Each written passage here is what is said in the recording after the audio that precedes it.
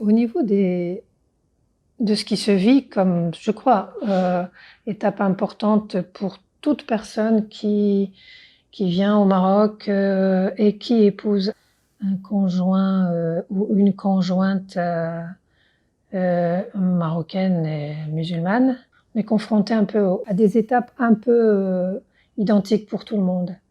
Je partirai en formulant à partir de ce que j'ai vécu. La première étape, c'est de réaliser que, en fait, quand on se marie sous un régime, en fait, un mariage religieux. Si on vient d'un pays d'Europe où la société est complètement sécularisée, on est habitué à se marier à la mairie et il y a pas de consonance ou de contraintes liées au religieux. Alors, on fait une découverte et en ce qui me concerne, ça s'est fait que je me suis d'abord mariée, on s'est d'abord marié en France, à la mairie. On nous a dit qu'après, au niveau du Maroc, il s'agissait juste de traduire notre mariage civil au niveau des autorités marocaines. Et en fait, donc, on a traduit ça devant deux adultes qui m'a demandé quelle était la dot. Et dans notre état de non-conscience de l'époque, on n'a pas réalisé qu'on était en train et que j'étais en train de basculer d'un mariage civil à, en fait, un mariage religieux avec le cadre, du coup, de la Moudouana. Mais c'est bien plus tard qu'en fait, on a réalisé et j'ai pris conscience de ça.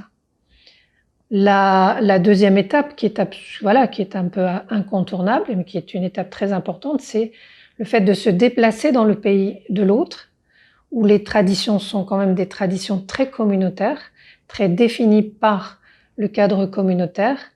Le fait qu'on se déplace dans le pays de l'autre fait qu'on est en fait amené à devoir plus ou moins intégrer des traditions un peu difficiles d'introduire nos propres traditions. Ça se joue sur beaucoup de choses.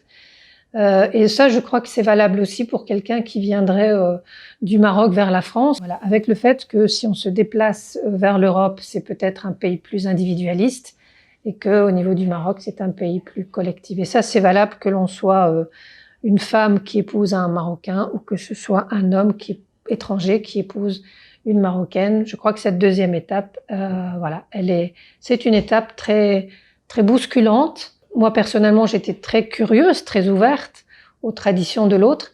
Mais une chose est d'être ouverte aux traditions de l'autre. Une autre chose est de se laisser déplacer à ce point et quelque part d'avoir du mal à pouvoir vivre les traditions dans lesquelles on a grandi. La troisième étape, ça a été quand un couple il dure, la troisième étape, c'est il y a un moment on se dit on va arrêter de payer des loyers, on va quand même acquérir un bien.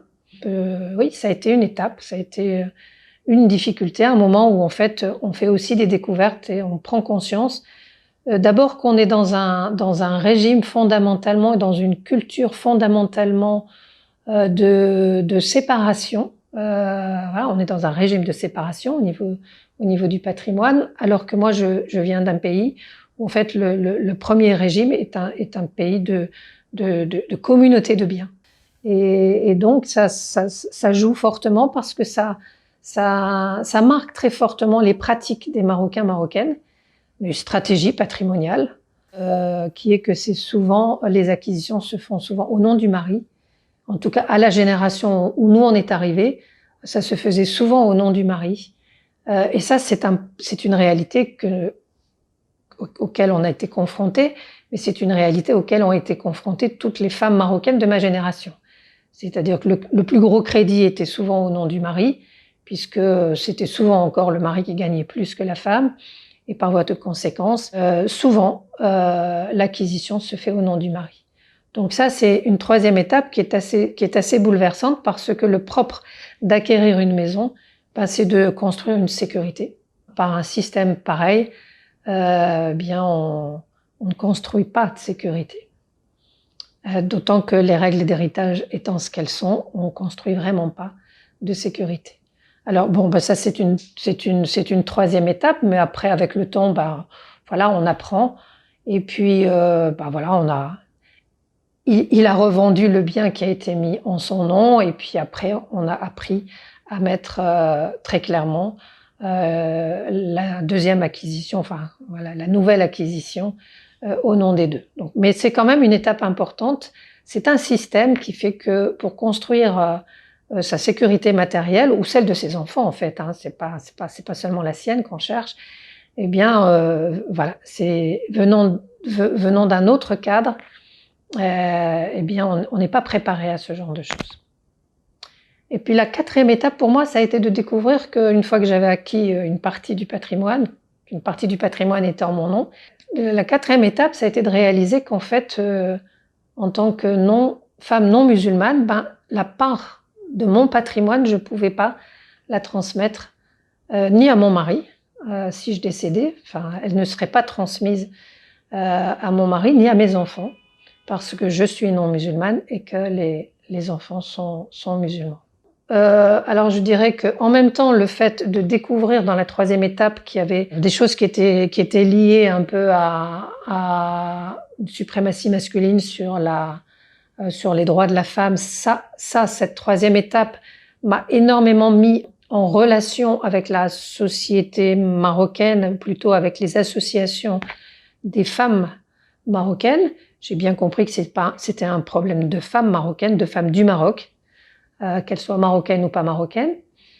Donc voilà, en fait, sur les 2 dernières étapes, je dois dire que ce qui m'a été extrêmement facilitant, et le milieu associatif a été extrêmement accueillant, et que j'ai eu très vite une place dans une association marocaine des droits de la femme. Voilà, je suis rentrée dans des dynamiques qui existaient au cœur de la société marocaine, le combat des femmes dans les années 80-90, et aujourd'hui toutes les formules que l'on cherche au Maroc pour pouvoir régler les questions d'héritage lorsqu'on n'est pas dans une situation idéale.